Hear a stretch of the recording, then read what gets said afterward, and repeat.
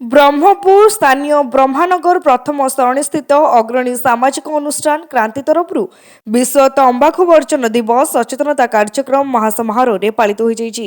ଖଲିକୋଟ ଏକକ ବିଶ୍ୱବିଦ୍ୟାଳୟ ନିକଟରେ କ୍ରାନ୍ତି ଅନୁଷ୍ଠାନ କାର୍ଯ୍ୟନିର୍ବାହୀ ନିର୍ଦ୍ଦେଶକ ତଥା ମୁଖ୍ୟ କର୍କଟ ରୋଗୀ ଡକ୍ଟର ଦେବାନନ୍ଦ ଦାସଙ୍କ ଅଧ୍ୟକ୍ଷତାରେ ଅନୁଷ୍ଠିତ ସଚେତନତା କାର୍ଯ୍ୟକ୍ରମରେ ପୂର୍ବତନ କାର୍ଯ ନିଗମ ଅଧ୍ୟକ୍ଷ ସୁବାସ ମହାରଣା,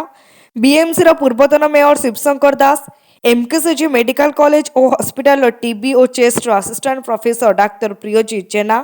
दांत विभाग असिस्टेंट प्रोफेसर डाक्तर बीरेन पल्ली, गंजाम वकिल संघ सभापति मनोज पट्टनायक, सामंतराय एकाडेमी निर्देशक देवश सामंतराय, वन स्टेप सेंटर निर्देशिका महिश्रुता पाढ़ी और समाजसेवी बनमाली प्रधान समेत बहु मान्यगण्य व्यक्ति विभिन्न गणमाध्यम व्यक्ति विशेष उपस्थित रही तंबाकू सेवन भयावहता विषय उपस्थित छात्र छात्री युव समाज और जनसाधारण को बुझाई।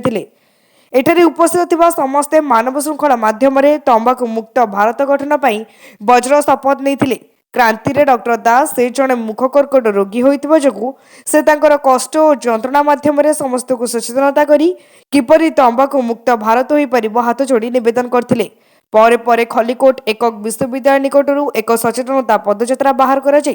जनसाधारण को सचेतन करा जायतिला। एही पदयात्रा रे निमंत्रित अतिथि मानक सहित सामंतराय एकाडेमी, केसी पब्लिक स्कूल, कंसी स्थित भैरव हायर सेकेंडरी स्कूल, आईएमएसआरडी अनुष्ठान, शक्ति सदन कर्मकर्ता सह गणमाध्यम व्यक्तिविशेष सह आरक्षी बाहिनी समेत एही पदयात्रा रे भाग नै लोकमानक प्रचार प्रसार प्रदान माध्यम सचेतनता कराइथिले। एही परिसर रे क्रांति अनुष्ठान तरफ आयोजित होइतिबा चित्रांकन प्रतियोगिता रे कृति छात्र छात्री मानकु अतिथि मानक द्वारा पुरस्कृत करा जायतिला। एही समस्त कार्यक्रम रे क्रांति अनुष्ठान निर्मला दास, चर्चिका दास, स्निग्धा महाराणा, अनिल कुमार सेठी, श्रीमत पट्टनायक, परमानंद पंडा, चिन्मयानंद दास, मानस रथ, अरुण पट्टनायक, पूर्णचंद्र साहू और आईसीआरडी प्रभात कुमार पाढ़ी, गोपाल कृष्ण दल बेहरा, शक्ति सदन सयनी मल्लिक और बलराम मल्लिक समेत क्रांति अनुष्ठान समस्त सदस्य कार्यक्रम परिचालना सहयोग करथिले और वन स्टेप सेंटर समस्त कर्मकर्ता सहयोग हाथ बढ़ाई। ब्रह्मपुर लालमोहन पट्टनायक रिपोर्ट, तीर्थक्षेत्र लाइव।